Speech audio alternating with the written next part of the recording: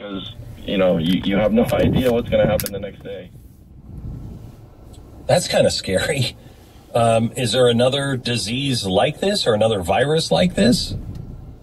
I've been a pulmonary critical care doctor for 20 years, and I've been the medical director for over 10 years. And no, I have not seen this before in my experience. I've been dealing with respiratory infections. Go ahead. I've just been dealing with respiratory infections of all types of viruses, bacteria, even fungal infections. There's always some sort of predictability.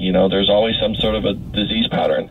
Once you recognize the pattern, you can make the diagnosis, and then you can predict what's going to happen, and you could start a treatment plan, which, will hopefully help the patient.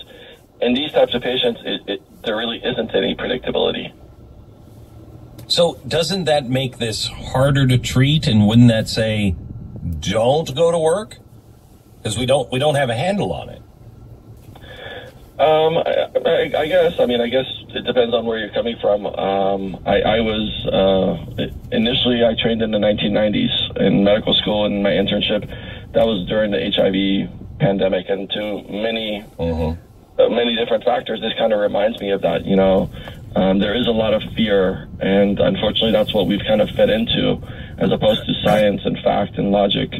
And, people don't want to necessarily go into the rooms and treat these patients and see them, which I can understand, that I've spoken to many doctors, many nurses, and some of them, not so much for the fear of their own lives, but some of them have spouses that are on, that may have had transplants or on immunosuppressive therapy, and they're just concerned that, not only can I die, but I can take something back home to my loved ones and hurt them. And that's not an unusual thought. The same thought went through my head as well. I think that's normal. But you just have to say, okay, but I'm a physician, I'm a nurse, I'm a healthcare provider, I'm trained for this. I'm going to do the best possible to protect myself, and I'm going to do everything possible to protect my family. But I have to treat these patients. Someone has to treat these patients. Okay, so you've just been asked to command, regionally across 4 more hospitals because you are performing way above, you and your team, above any of the hospitals in the Los Angeles area. You haven't lost a single patient. No one has had to go on a ventilator. And you say that you have a protocol where you can find certain markers and you'll know who will crash and who won't. Well, first of all, under normal circumstances, there's 20 physicians that I supervise, and we take care of patients at 2 different hospitals. Usually on a daily basis, we take care of 100 to 125 patients, about 30 to 40 of them that are in the intensive care unit. I work both at Providence Cedars-Sinai Tarzana Medical Center as well as West Hills Medical Center, although I'm not speaking for any entity. This is just my personal observation. I just want to make that clear. Sure. Okay. Yeah. But that's our normal team that we normally take care of patients. And initially what was happening was, again, patients were coming into the hospital, they were getting sicker, we're putting them in the ICU, and I just thought, okay, I don't understand what's happening. So I started reading, I started researching, and one of the things that I first came up with was that these patients are having what's called a cytokine storm syndrome. And this is a very kind of rare. That's what happened in 1918 with pandemic as well, did it not? I believe so, although I'm not sure at that time that we had the technology to really find out exactly what was happening on a molecular basis. But in this syndrome, what happens is that the patients that get very, very sick, the immune system normally mounts a response, right? So if you get a bacteria, if you get a virus, it activates your immune system, and then the immune system coordinates its activity so that it can destroy the virus or the bacteria. But in a subset of patients, the immune system kind of goes awry. It doesn't act normally, and the immune system gets super ramped up, and instead of attacking the virus, it starts actually attacking the patient's own vital organs. So what I started noticing was that, these patients that are going on the respirator, these patients that are what we thought was the virus was causing pneumonia, no, these patients that are coming in and really suddenly becoming so sick, it's actually their own immune system that was causing the problem, not necessarily the virus. Now, don't get me wrong. This is a deadly virus, and just like an influenza virus, it can definitely cause pneumonia. It can definitely cause respiratory failure. If patients have emphysema or heart failure, it can definitely exacerbate those and lead, to them to get into the ICU for those diseases as well.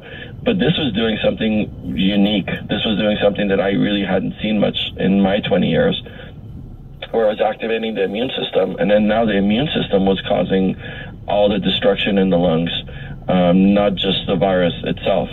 So in a way, this SARS-CoV-2 causes kind of two different clinical diseases. The first part of it is an infectious disease where the virus is a deadly virus and can seriously do some harm. But then the second, and I think this is probably the more important part, is it causes this activation of the immune system.